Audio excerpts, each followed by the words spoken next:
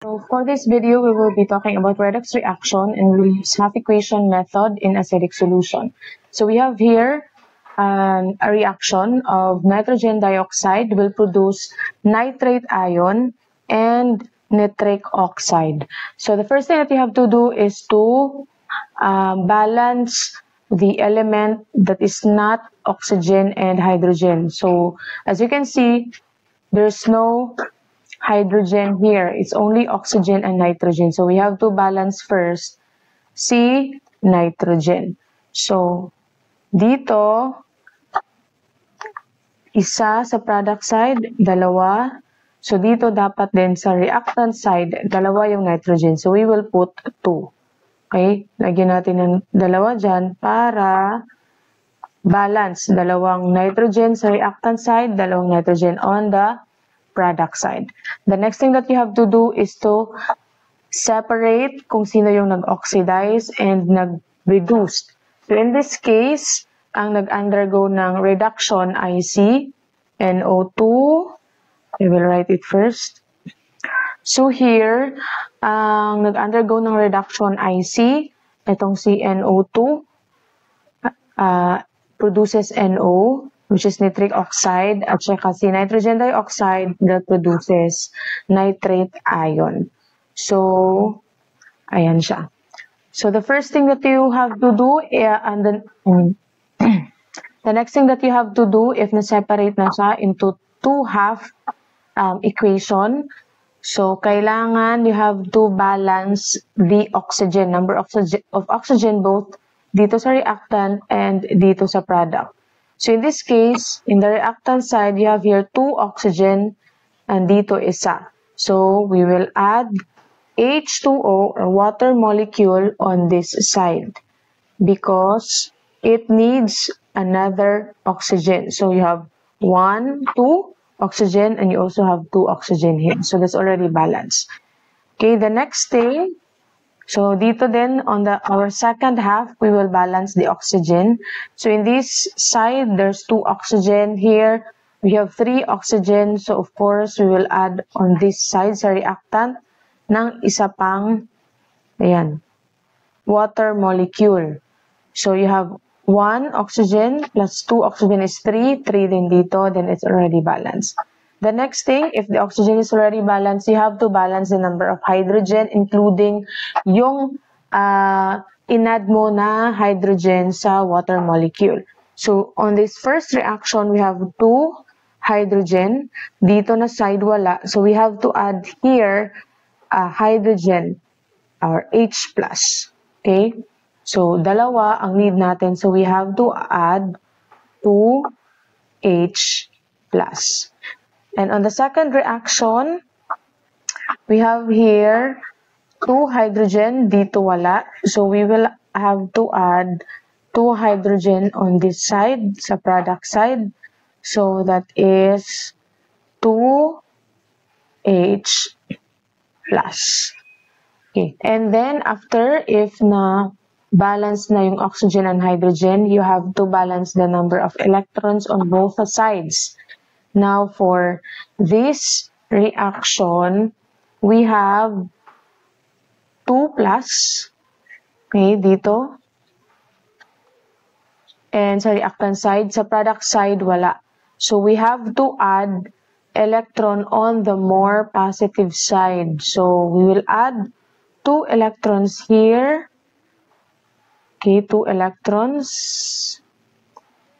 So, we add here 2 electrons. Para mabalance siya, dito is 0. So, dapat dito din 0. So, 2 minus and 2 plus, that's also 0. So, that's already balanced. On the next, or on the second half, on the reactant side, the charge is 0.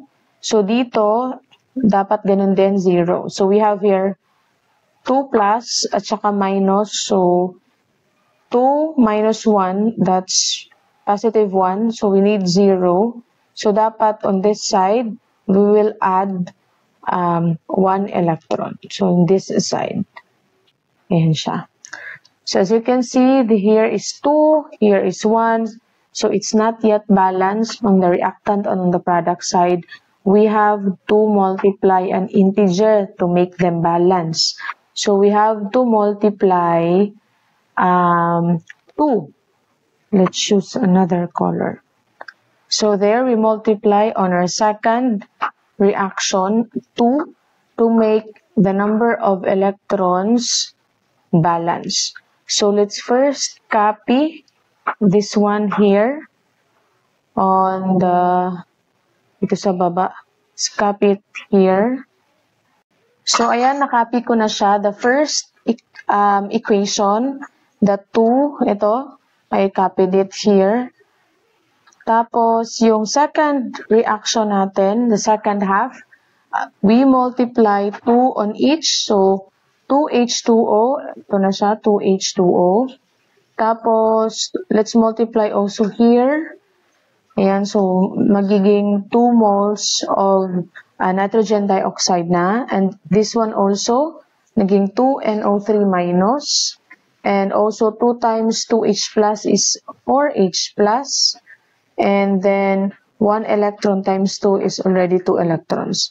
So if it's already multiplied, same na yung number of electrons on both sides, which is ito. Take note, this is your reactant side and this is your product side. Okay, after multiplying, then we have to cancel out kung ano yung nag-exist on both sides sa reactant and sa product side. So as you can see on this is the reactant side, so this is the product side. So on the reactant side, we have 2 electrons, so we also have 2 electrons here, cancel that out.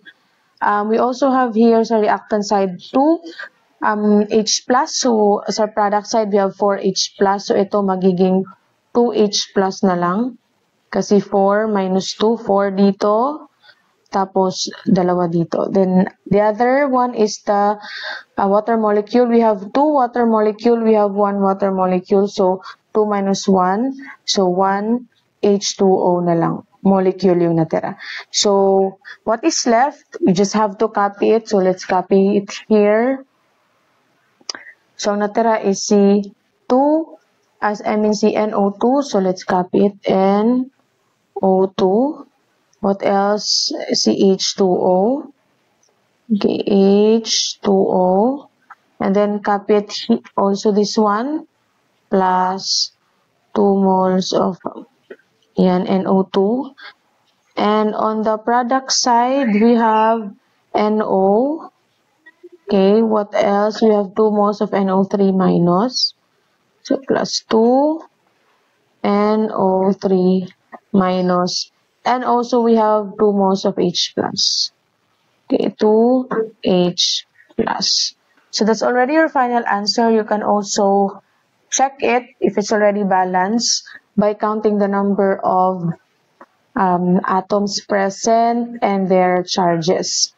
So in this case, how many nitrogen we have here? Let's count on the reactant side and on the product side. We have on the reactant side we have 1, then 2, 3, so we have 3. Okay, on the product side we have 1, 2, 3 also. What else? Oxygen. We can count the number of oxygens. Reactant side we have 1, 2, 3, 4. So we have 4 plus 1, 5. That's 7 plus 2, 7. On this side, we also have, is it 7? I know 2, 4, 5, 6, 7. Okay. So this one also, we have 2 times 3. So that's 6 plus 1. So this one also is 7. And say hydrogen, here on this side, we have hydrogen 2. Tapos, on the product side, we also have 2. Ito. So, that's 2. Then, okay, so that's balance. And the charges also, we have here, this part here, so reactant is 0. And this side, we have 2 plus and 2 minus, so that's also 0. So, that is already balanced. So, this is now your final answer.